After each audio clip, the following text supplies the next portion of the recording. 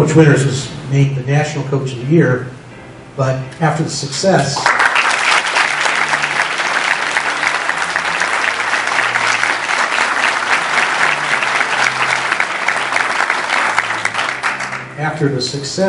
that we had, Akron actually came to him and offered him their job to return and be the head football coach.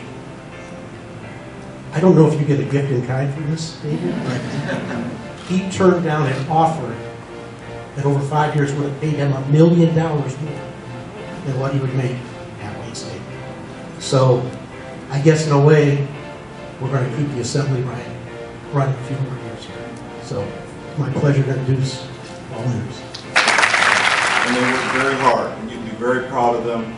The way they represented Wayne State in the national championship and in every tournament game leading to the national championship, it was something you would be proud of, because they said, the people that worked at those events said, your group of young men have such class and character, and for me it made me proud, and you should be proud of these guys too. They're just a wonderful group of guys.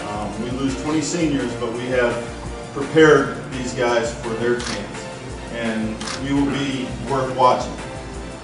My goal, as always, since the day I walked in, is to not hear any Go Blue or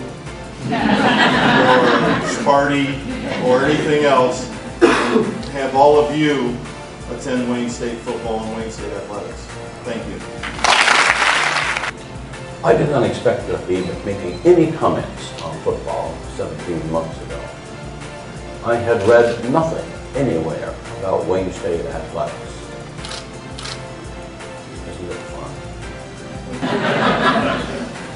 We had, in the last 18 months, plenty of challenges, but I think we've had plenty of successes. We made progress in a good number of areas. We worked hard, and I think, particularly with football, we ended last year on a high note, and we are, to use the phrase, moving ahead.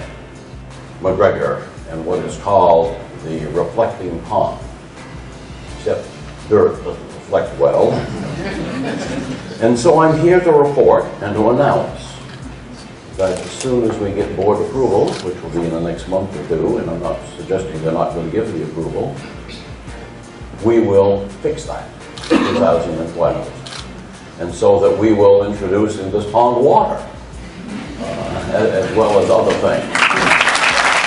In Ron's leadership, we've hired about 130 new faculty members at the time that he has been here.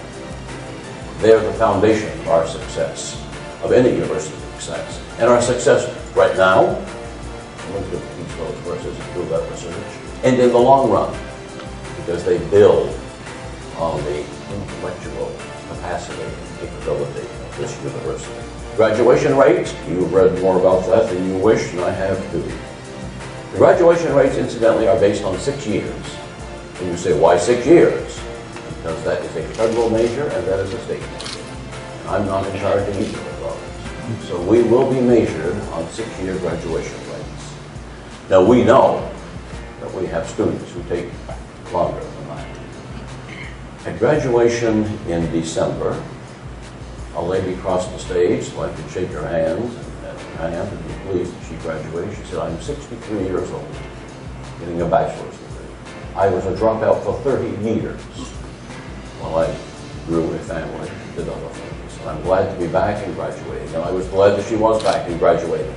We need everybody of that kind or any other kind that can succeed in this university. We're intensifying our recruiting efforts in Detroit and the surrounding suburbs to ensure our diversity. African Americans, yes. Arab Americans, yes. Hispanics, yes. And any other group we can think of, yes. This place has excess capacity. I'm not referring now to some of the graduate schools, professional schools, but that isn't true. I'm thinking about undergraduates. We can take more undergraduates than we have. This is not a zero-sum game. So if I get in, it doesn't mean that you don't get in. We can take every person who is qualified to come to this university on an undergraduate basis. We'll fix things that need to be fixed. A stronger faculty, the Huron consulting work, retention, obviously, now the student success, the kinds of students we should have. But when we get all that done, what are we? This is when I tell incoming students. Number one, we are a comprehensive research university. If you want a small liberal arts college, don't come here. Number two, we're located in a metropolitan area. Everything that means.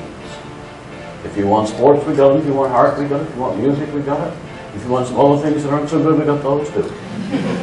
If you want lakes and cows and trees, and this is the place for you. And third, diversity is here. This is how America will look 20 and 30 years from now, the whole of America, not just metropolitan areas, not just Detroit, with the vast array of different backgrounds that always come to a big metropolitan area. Those three things go to make up Wayne State. There's no other place like it in the state. Expanding knowledge, our job is not to denigrate somebody else's. It's to build on somebody else's unless they're totally wrong, which isn't often. So this is no time to abandon the critical look, which is endemic, higher education. But let's do it objectively, let's do it optimistically. It's been called the University of Opportunity, what some have called the gateway to the American dream.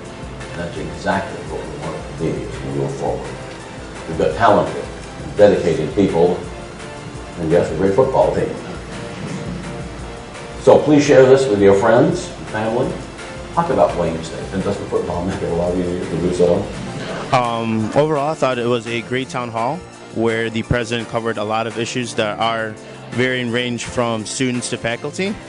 My favorite part was that the president acknowledges the students, and I really feel that he wants to see that customer service that the students want to see when they're paying that tuition, which is really important, that if we're paying something, we want to get something in return. I would say we finally have a president who knows what customer service is, what the students need and want, and I really feel the changes will be coming to us.